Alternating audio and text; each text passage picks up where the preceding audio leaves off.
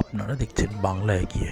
বাংলা এগিয়ে এখন বড়নগর ৩ নম্বর ওয়ার্ড সবেদা বাগান স্পোর্টিং ক্লাবের আয়োজিত ২৬শে জানুয়ারি সেলিব্রেশনে উপস্থিত।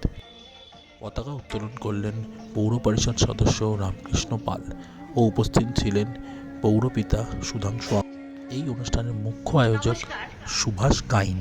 আজ ভারতবর্ষের প্রজাতন্ত্র দিবস ১৯৫০ খ্রিস্টাব্দে ২৬শে জানুয়ারি ভারতবর্ষে সংবিধানে রচিত হয় এবং সংবিধান প্রতিষ্ঠিত হয়।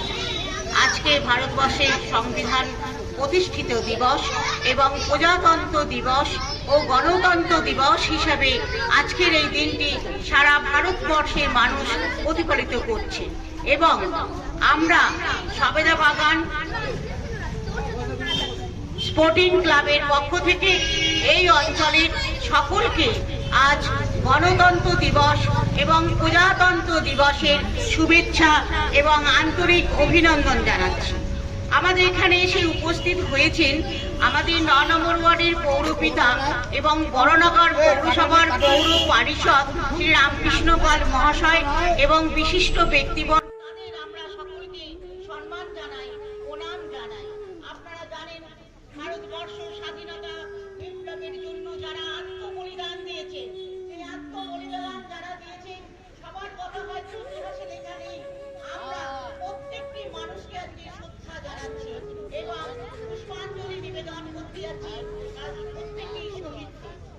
আজকে একটি প্রজন্ম যারা স্বাধীনতার মধ্যে জন্মগ্রহণ করে স্বাধীন দেশে বড় হয়ে উঠবে, আমাদের আগামী ওরা ভারতবর্ষের কমল নিয়ে এসে উপস্থিত হয়েছে। ওনাকে আমি আন্তরিক শুভেচ্ছা জানাই প্রজাতন্ত্র দিবস উপলক্ষে এবং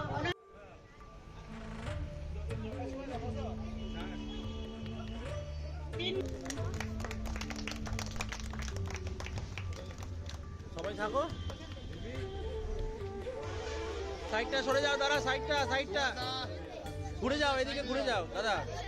কমলদা তুমি এদিকে করো দাদা, সবাই। হ্যাঁ সত্যি না, সামনে থেকে সরো।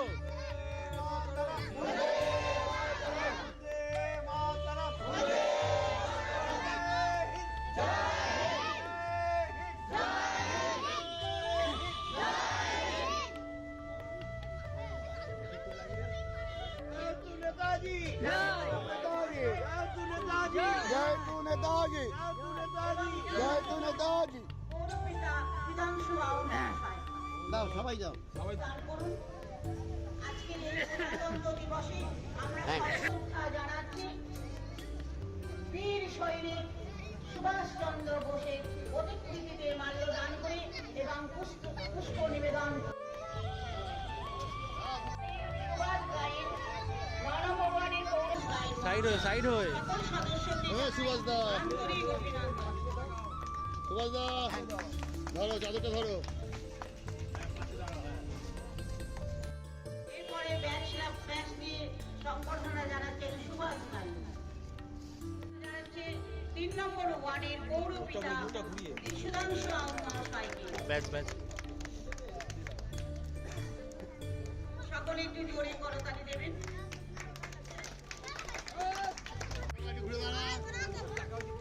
হ্যাঁ ওটা দিয়ে দে ব্যাচটা বাবা। এবার গৌরীজিকে সম্বর্ধনা দিচ্ছি। 83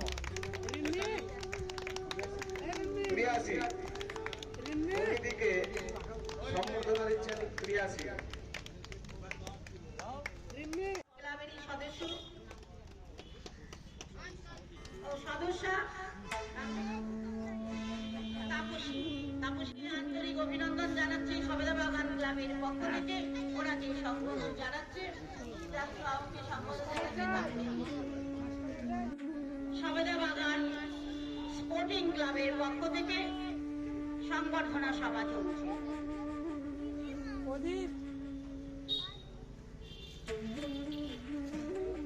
এদিকে ভাই হ্যাঁ, ওইদিকে ঘুরে একটু আমাদের সবসময় কাজের কর্মী মানুনাথ ও প্রসঞ্জিত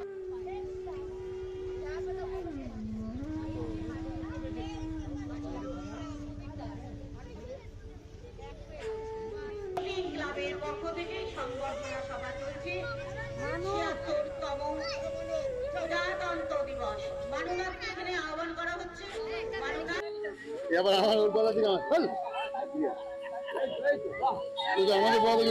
পড়ে যাবে বাবা। এবং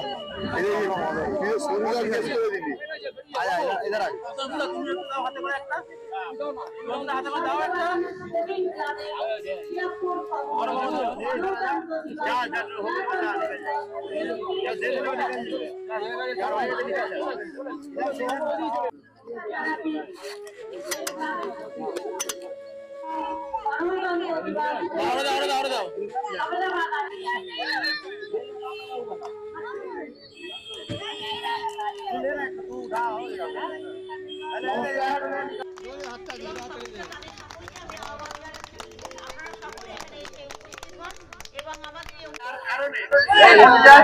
বিভিন্নভাবে সারা ভারতবর্ষ জুড়ে হয়ে চলে।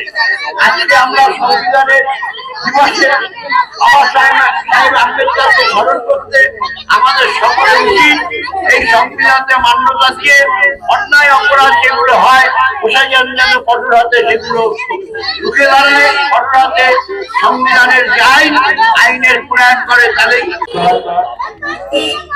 আজ 26শে জানুয়ারি প্রজাতন্ত্র দিবস। এই দিনটা সারা ভারতবর্ষ জুড়ে পালিত হচ্ছে। তার কারণ আমরা একসময় ব্রিটিশ শাসনের অধীনে পরাধীন ছিলাম। এই ব্রিটিশ শাসনের হাত থেকে ভারতবর্ষকে মুক্ত করার জন্য দেশের বীর সেনারা তারা আত্মবলিদান করেছে এবং ভারতবর্ষ 1947 সালের 15ই আগস্ট স্বাধীনতা অর্জন করে। স্বাধীনতার পরবর্তীকালে ভারতবর্ষের নিজস্ব কোনো সংবিধান ছিল না। সেই সময়টা ব্রিটিশদের যে নিয়ম ছিল সেই হিসাবে অস্থায়ীভাবে কিছুদিন চালানো হয়। সেই সময় তৎকালীন দেশের তাবৎ নেতৃত্বে মতামত নিয়ে বি.আর. আম্বেদকর এই ক্লাবের সদস্যরা, বিশেষ করে সুভাষ ছোট ভাই, আমাকে আমন্ত্রণ করে। আমার সতীর্থ কাউন্সিলর কমলাউনের এটা ওয়ার্ড, আমরা প্রত্যেক বছর আসি। এটা ভালো লাগে, সমস্ত কচি কাচাদের কিছু একটা খাবারের ব্যবস্থা করে আরো ভালো লাগে। এই দিনটা বাবা সাহেব আম্বেদকর সংবিধান রচনা করেছিলেন। এই সংবিধান সারা পৃথিবী লোকে বলে বা আমরা পুঁথিগত বিদ্যার মধ্যে যা বুঝেছি, সারা পৃথিবীর মধ্যে বৃহত্তম সংবিধান হচ্ছে এটা। এই সংবিধানে কোনো ফাঁক ফোকর নেই।